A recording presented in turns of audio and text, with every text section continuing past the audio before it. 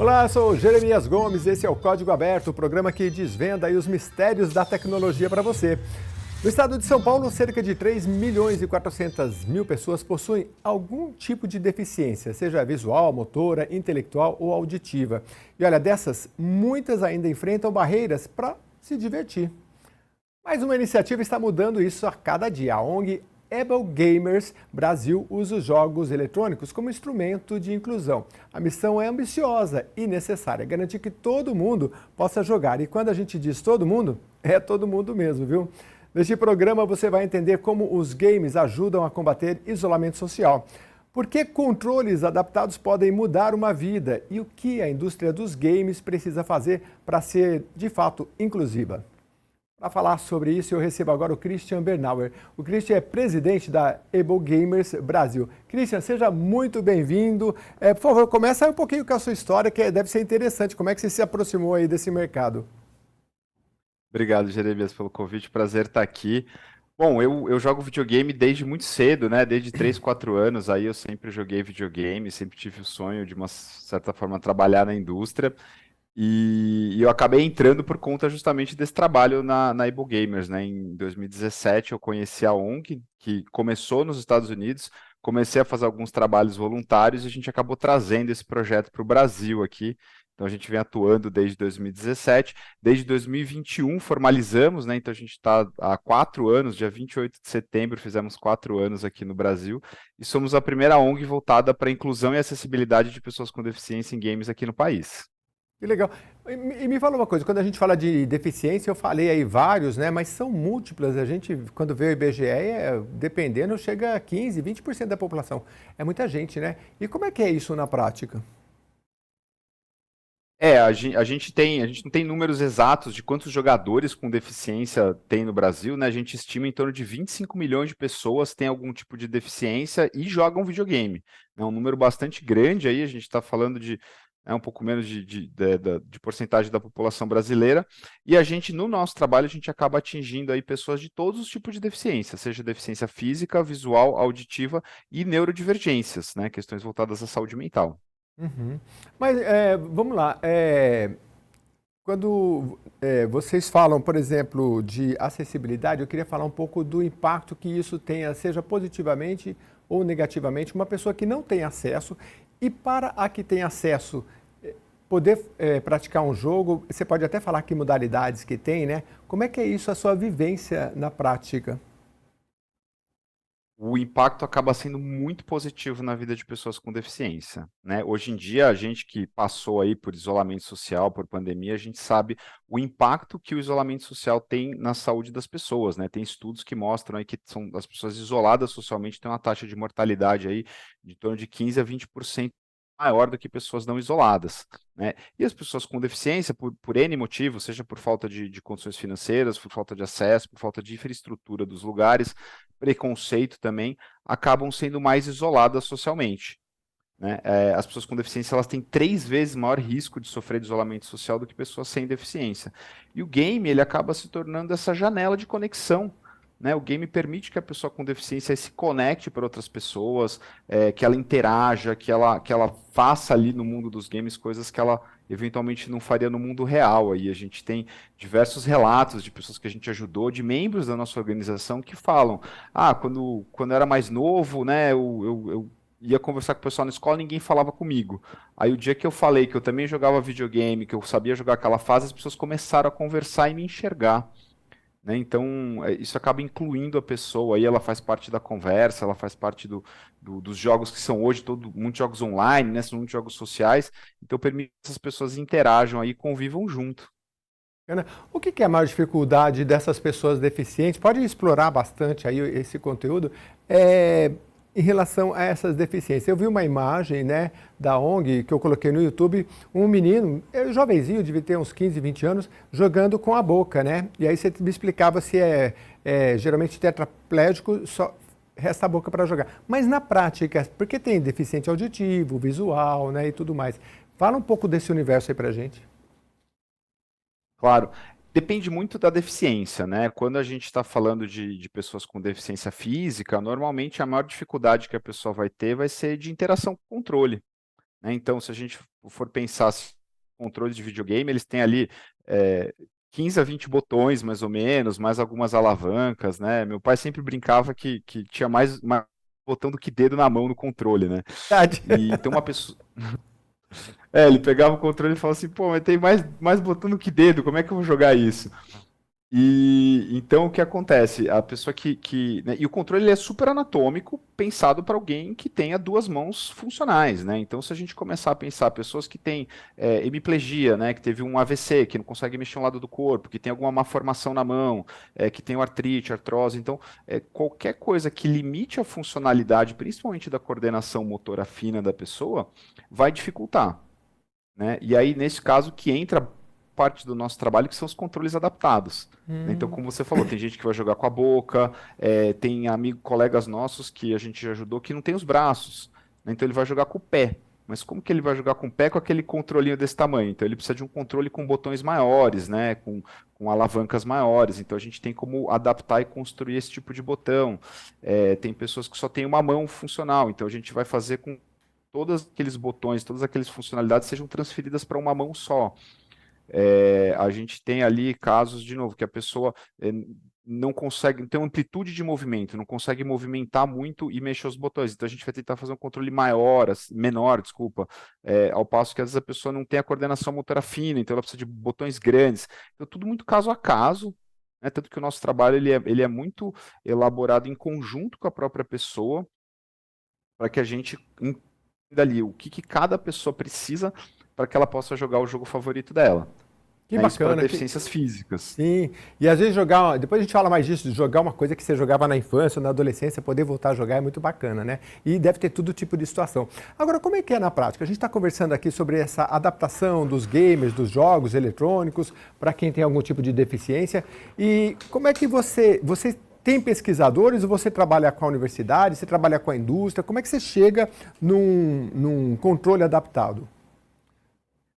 Olha, é muito experiência acumulada que a gente tem, né? Como eu falei, a gente já vem aqui desde 2017, faz 8 anos já que a gente vem trabalhando com isso, né? A gente tem parceria com o pessoal dos Estados Unidos que já está há mais de 20, então foi muito questão adquirido.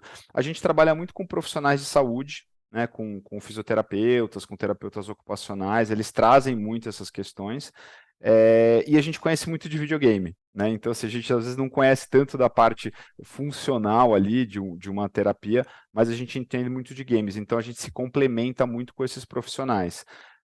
A gente acaba aprendendo muito das próprias pessoas com deficiência, elas trazem muito feedback para a gente, né? E a gente tenta customizar isso muito caso a caso. Então, as próprias pessoas ajudam a gente a entender o que elas precisam, né? E o nosso trabalho é fazer isso.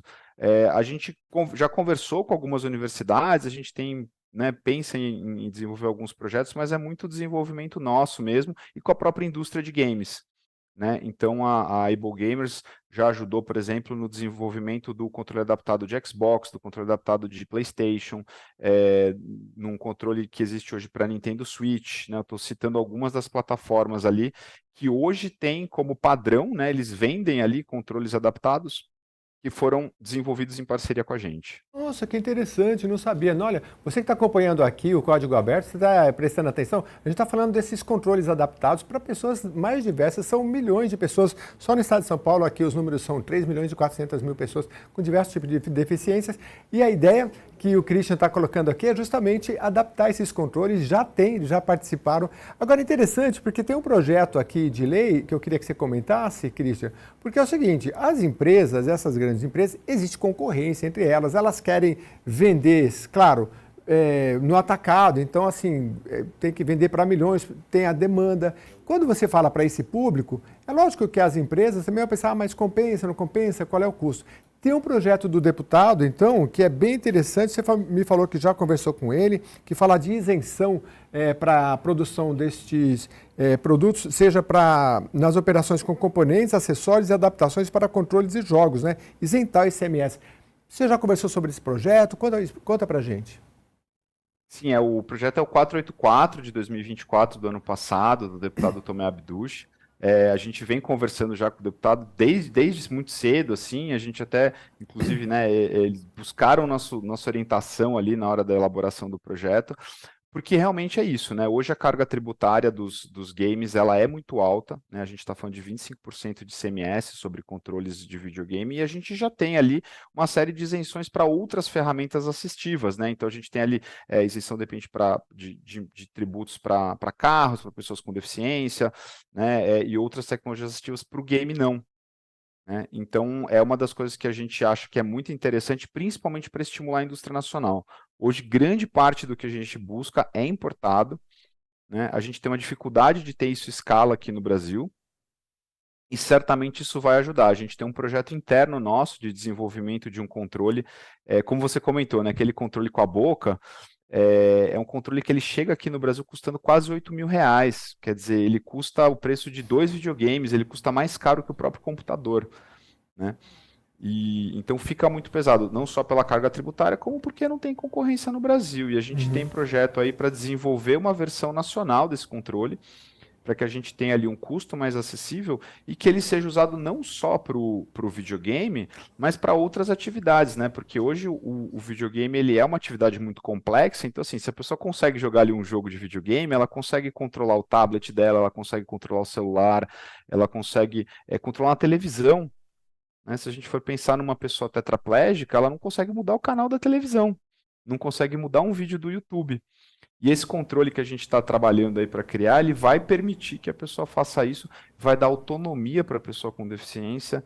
E quando a gente fala de pessoa com deficiência, autonomia é sinônimo de dignidade, né? É a pessoa poder ter a escolha de fazer o que ela quer, do jeito que ela quer, da forma que ela quer. Então isso é muito importante. É muito menos pelo jogo, né? E muito mais pela pessoa. Não, muito. A gente que sabe, vê e até convive com pessoas que ficam acamadas, isso muda a vida, porque às vezes você tem um tablet para a pessoa que está acamada assistindo alguma coisa, já muda. Imagina ela poder interagir, isso desenvolve inclusive algumas habilidades dela, é sensacional.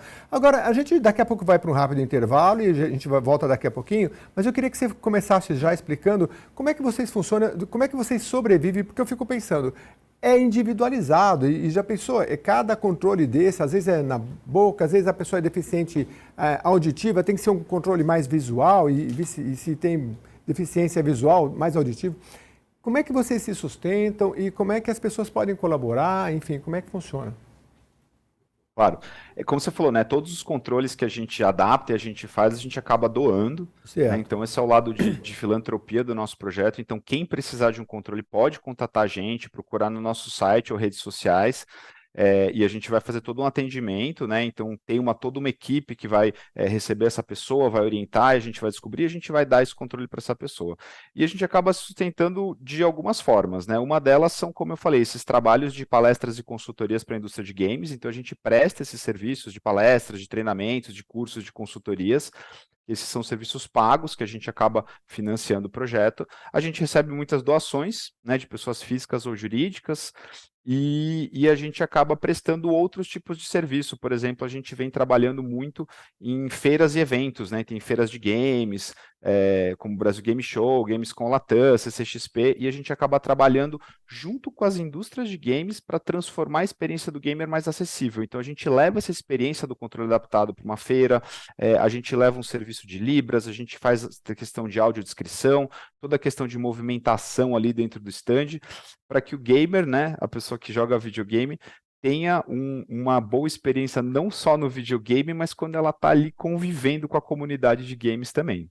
Que legal, eu estou conversando aqui com o Christian Bernal, ele é presidente da Able Gamers Brasil, está falando aqui sobre a adaptação dos controles para jogos eletrônicos, está sendo um sucesso. Eu vou para um rápido intervalo e depois ele vai responder para a gente quais são os tipos mais comuns, as adaptações que se fazem para os variados tipos aí de deficiência, tá bom? Eu volto já.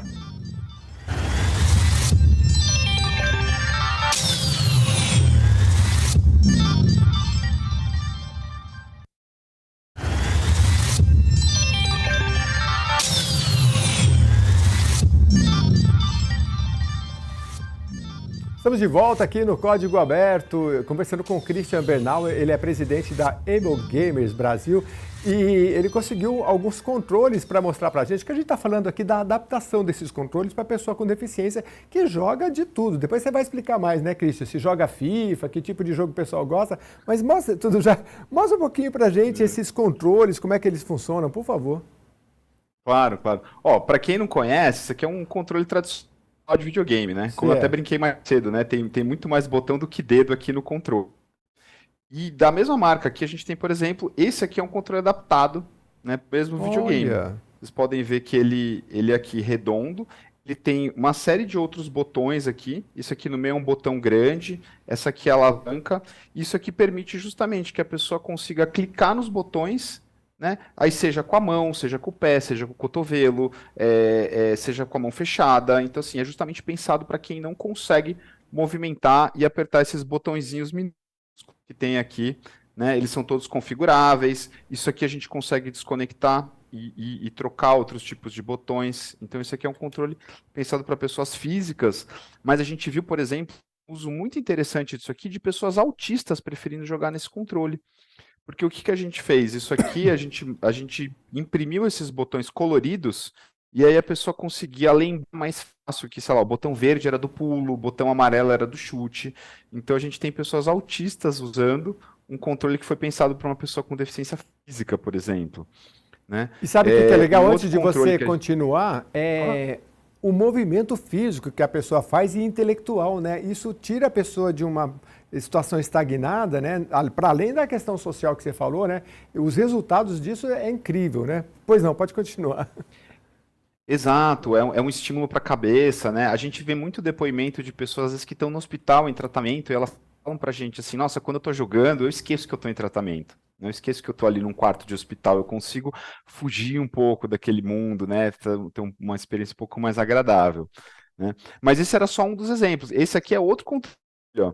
Isso aqui, na verdade, ele tem ele funciona como se fosse metade de um controle desses. Então, Uhum. normalmente ele é usado em dois, né? Isso aqui vai permitir o quê? Uma pessoa que não consegue eventualmente segurar um controle dessa forma, ela pode segurar isso aqui na mão, pode deixar o controle apoiado no colo, ela não tem um movimento tão grande, então aqui a pessoa consegue, com uma única mão, fazer toda a função que ela faz neste outro controle, né? A gente trouxe um outro controle aqui para mostrar para vocês, que é esse aqui, ó. Isso aqui nem parece, né, um controle, parece até que os controles mais antigos, mas isso aqui Aham. são dois botões muito grandes, né? Então a pessoa pode apertar de novo com o pé, com o cotovelo, como for. E ele principalmente, ele tem, não sei se vai dar para vocês enxergarem direito, mas ele Dá? tem todas as saídas. Olha, Cada saída disso aqui, ela é uma saída de um dos botões de um controle desses. Aí a gente consegue conectar nessa saída qualquer tipo de botão. Então a gente pode colocar um botão grande, um botão pequeno, pode colocar um pedal, pode botar um botão que é acionado pelo sopro, por exemplo. Então, assim, vai muito da nossa criatividade e da necessidade da pessoa, né? A gente conhece pessoas que usam o que não conseguem movimentar a parte da mão e acabam colocando um pedal. Aí a pessoa tira com o pé, por exemplo, né? nossa, É, interessantíssimo. tem, E eu acho que você deve ter relato, inclusive, da própria indústria que isso é meio chavão, mas é pensar fora da caixa, né? De repente você pensou sempre de fazer naquele jeito. Eu acho que a própria indústria se beneficia dessas inovações, né?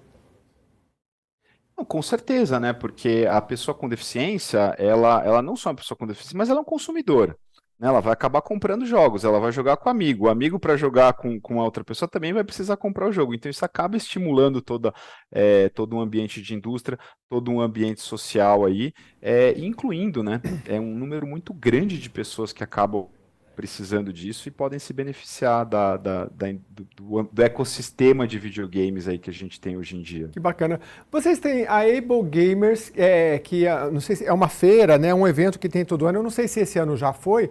Eu queria que você falasse e eu queria que você falasse também as redes sociais. O pessoal está perguntando aí como é que acessa, site e tudo mais. Claro, a gente tem um evento anual, né, que é um evento que ele junta informação, ele junta entretenimento e ele junta arrecadação. Então é uma das grandes formas que a gente acaba financiando o projeto. Esse ano ele vai ser no dia 20 de setembro, é num sábado, véspera do Dia Nacional da Pessoa com Deficiência, inclusive. Ele vai ser transmitido online e presencial. O local a gente vai divulgar ainda, mas todos vocês podem acompanhar.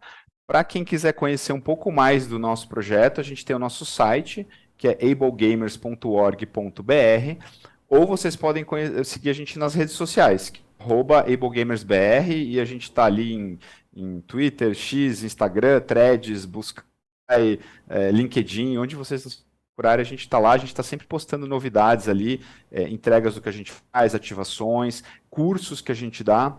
Inclusive, os cursos que a gente faz, todos eles são. Hoje em dia, a gente tem leis de incentivo, né, de desenvolvimento de jogos, e grande parte dessas leis exige que parte da verba destinada seja focada em acessibilidade.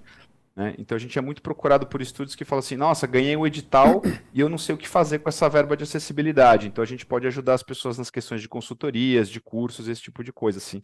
É um serviço que se encaixa dentro dessas regras de editais. Muito bem. Então, se você está interessado, ó, Able Gamers, Able é de capaz em inglês, então é A-B-L-E, Able Gamers. E aí você coloca no Google, aí você vai achar nas redes sociais. Agora eu queria saber, viu, Christian, quem está nos acompanhando tem um filho ou a própria pessoa tem uma deficiência.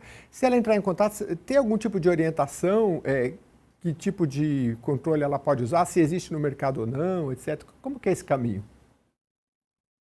Quando a pessoa está precisando, querendo jogar e precisa de um controle, ela entra em contato com a gente, ou seja por redes sociais, seja pelo nosso site, a gente tem até um WhatsApp de contato. Aí a gente vai precisar de alguns dados básicos da pessoa, a gente começa o que a gente chama de um processo de avaliação. Então, normalmente a gente marca uma chamada de vídeo, a gente entende a necessidade da pessoa e a gente vai ali conversando para entender o que ela precisa e propõe algumas soluções. Né? E tem muitos casos. Então, por exemplo, a gente pode falar para a pessoa assim: olha, a gente pode te mandar esse controle ou esse. Né? Aí a pessoa vai falar: putz, isso aqui é meio estranho, né? Vou me sentir mais confortável com esse tipo de controle. Então a gente acaba optando ali pelo tipo de controle que mais se adapta para a pessoa e que ela se sente mais confortável, e a gente envia para a pessoa sem custo algum. Né? Aí a gente faz um acompanhamento também para ver se a pessoa precisa de ajuda para instalar, porque às vezes as pessoas têm alguma dificuldade, ajuda a pessoa se ela tiver qualquer necessidade e ver se aquilo atendeu. Né? E a gente vai acompanhando a pessoa ali até que ela consiga jogar e esteja satisfeita e possa seguir o seu caminho sozinho.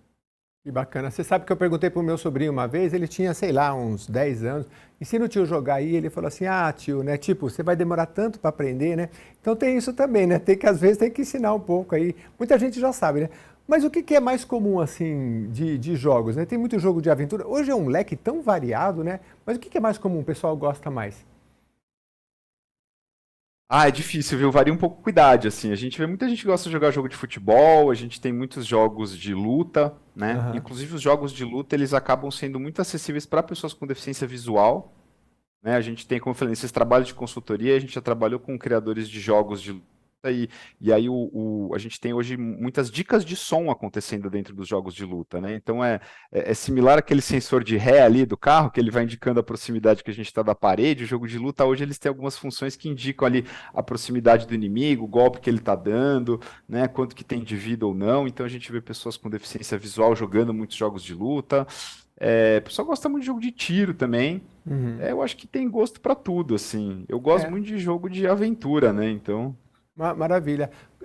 Como é que o pessoal pode ajudar, doar, participar? Ou tem um engenheiro que tem uma expertise, quer entrar em contato? Como que são esses caminhos? Vocês buscam apoio também público? Como é que funciona para se manter, enfim? uhum. A gente tem algum serviço que a gente precisa de ajuda de voluntários, né? Principalmente questões de eletrônica, de impressões 3D, voluntários para eventos, né? Então, o pessoal, quem quiser ajudar a gente, pode entrar em contato pelo nosso e-mail. O e-mail é brasil@ablegamers.org. Esse também é o nosso Pix. Então, se alguém quiser contribuir e ajudar a gente, pode fazer doações também.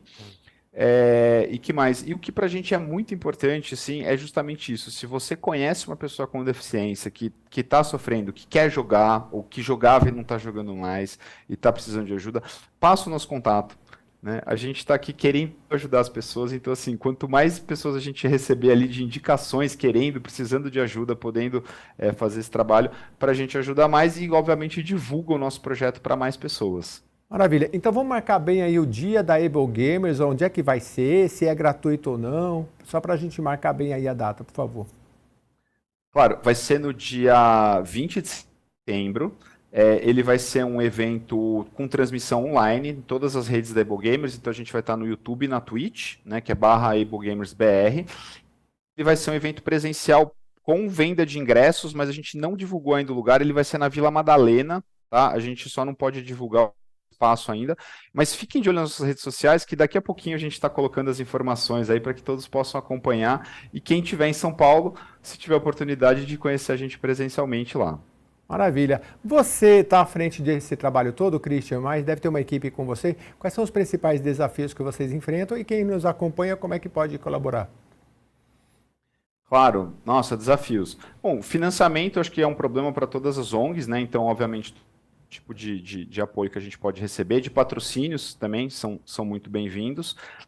E hoje, como eu falei, a gente acaba tendo algumas demandas ali específicas que a gente precisa, questão de desenvolvimento de produtos eletrônicos, a gente vem trabalhando muito nessa questão de ter alternativas nacionais. Todos esses controles que eu mostrei para vocês são importados, eles têm um custo de importação muito grande, a logística é complicada, então de desenvolver realmente a indústria nacional nesse sentido, um interesse nosso muito grande. Né? O que mais que a gente vem buscando? A gente tem um foco muito importante em saúde mental dentro da ONG. Né? A gente entende que hoje o controle vai trazer um benefício para a pessoa com deficiência, tanto que a gente já iniciou um trabalho ali de mensuração do impacto que isso tem nas pessoas. Mas a gente quer muito complementar isso eventualmente com grupos de apoio psicológicos. A gente já trabalha com alguns psicólogos ali que trabalham não com um suporte dando um suporte terapêutico ali para as pessoas mesmo, porque às vezes demora muito para receber o controle, às vezes a pessoa recebe o controle e ele não funciona direito, não se adapta. Então tem uma frustração ali, às vezes acaba acontecendo no processo. Né? Obviamente que a gente tenta acertar primeira, mas não é sempre que a gente consegue. Então a gente busca esse tipo de apoio ali no desenvolvimento de produtos, na parte de acolhimento das pessoas, voluntariado em eventos. Que bacana. Estamos abertos para quem quiser ajudar. Maravilha. Eu queria agradecer bastante Christian Bernauer, presidente da Able Gamers Brasil, conversou aqui com a gente. Obrigado, viu, Christian, pela sua participação. Obrigado, gente. Foi ótimo. E ó, entra lá na rede social deles, lá, vai lá visitar, conhecer. E olha, principalmente, a gente sempre fala aqui para a pessoa também acessar as redes sociais, porque vai lá na ONG, conversa. Às vezes você tem um vizinho que precisa disso, apresenta essa ONG, vai ter um evento bem bacana em setembro, então participa, tá bom? Obrigado pela sua audiência. A gente fica por aqui no Código Aberto. Mande suas sugestões e reveja esse programa lá no YouTube. Até a próxima edição.